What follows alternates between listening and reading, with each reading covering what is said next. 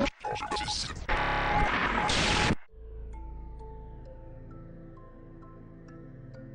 our previous videos, we explored the possibility and signs of Cassie having visited and stayed at the Pizzaplex for some time before the events of Ruin.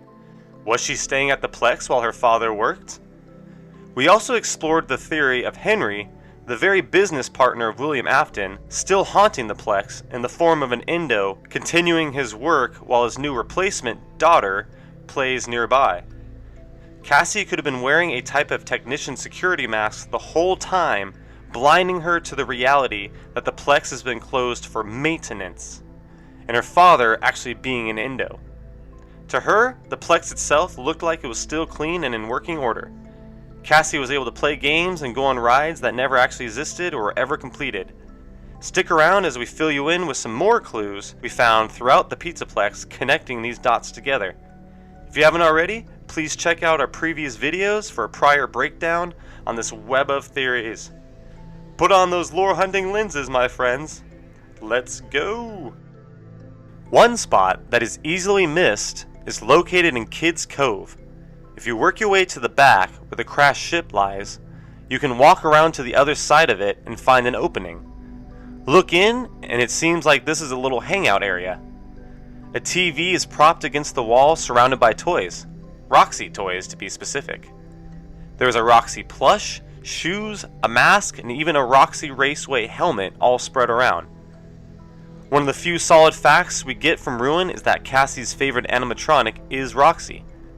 Also inside of the ship, if you look to the right of the entrance, there is some clothes on the ground, a stack of pizza boxes, and a hat.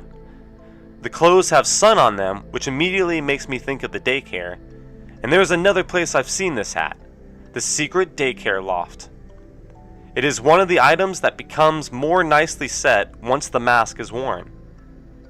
The only time you will really see these types of hats is at a casino atop the head of a dealer. The only connection I'm making with this hat, poker, and FNAF is in the most recent Five Nights at Freddy's game, Help Wanted 2, at the Mystic Hippo machine. Interesting. In Security Breach, there is an area that, as the player, you really only need to pass through once for a completion. The same area we mentioned in one of our previous videos, the Faz syrup section. There is a control room just before entering the main vat area where there are several interesting items around. There are plenty of tools, a security puppet plush, a picture of Roxy hanging on the wall, and even more interesting, a framed picture of what seems to be a kid's drawing depicting a child and an adult. It really feels like this little room is telling us something important. This very well could be another work area that our fatherly Endo Henry was working on with Cassie nearby. The tools hint at the working technician father, Roxy connects to Cassie, and the child's drawing clearly seems like one made by a child for their parent to keep nearby. There is even a Freddy balloon up in the ceiling.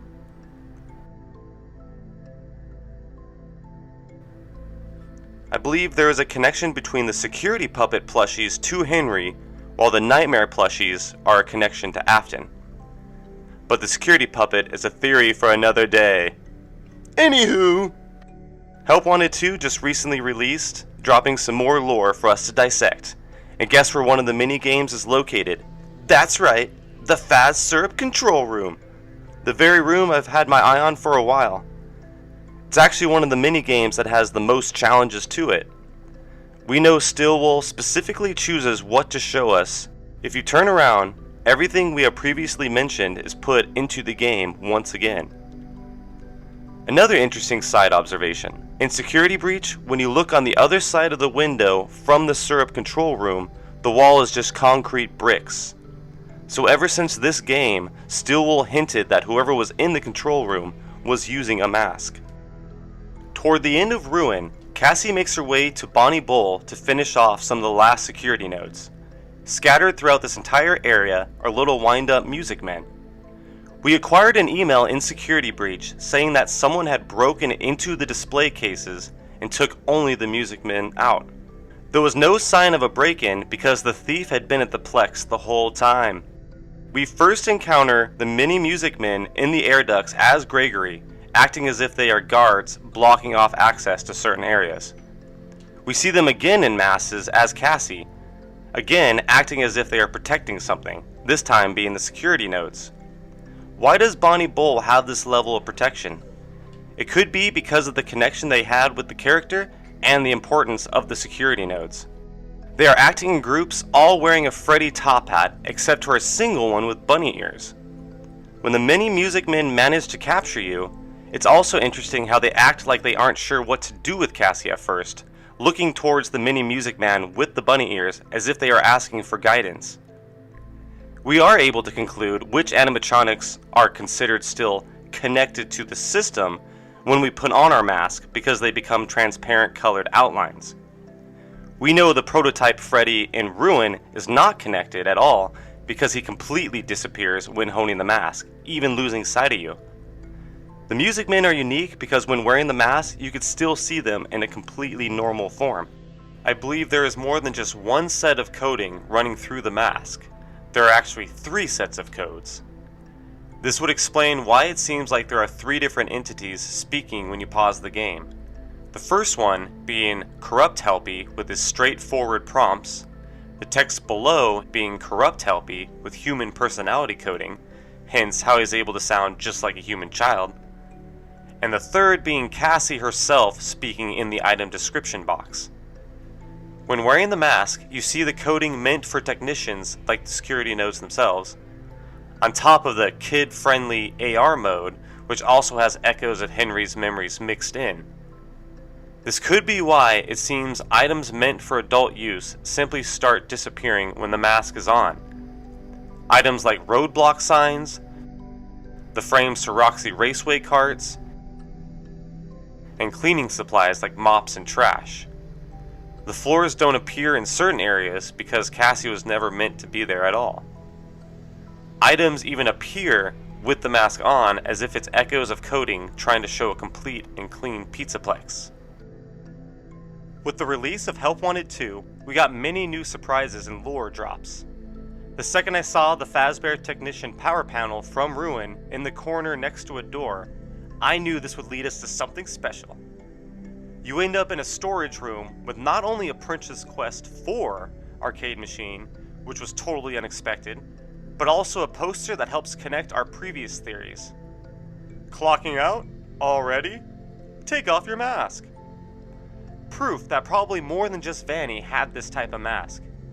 What's amazing about the FNAF games is the lack of direct lore turning the series into a Ready Player One type Easter egg hunt. A lore Easter egg hunt. Our web of theories are just that, theories and speculations. What's really turning in my head is, could our Endo Henry be in a type of his own purgatory, trapped at the Pizzaplex, possessing one Endo after another, forever serving customers who are no longer there? We are still open, still open, still open, still open. Trying to keep the Mimic at bay, before he is taken over once again by Glitch Trap and the Mimic to do their bidding, thanks to the player. What makes him so special? What makes you so special? Why can Henry's spirit leave Fazbear behind when Afton and possibly others can't? Maybe Henry knew more of what happened in 1983 than we were led to believe. But that is a theory for another day. If you enjoyed our video, please give us a like and subscribe. Happy New Year to everyone, and let's have ourselves a great 2024. Bye!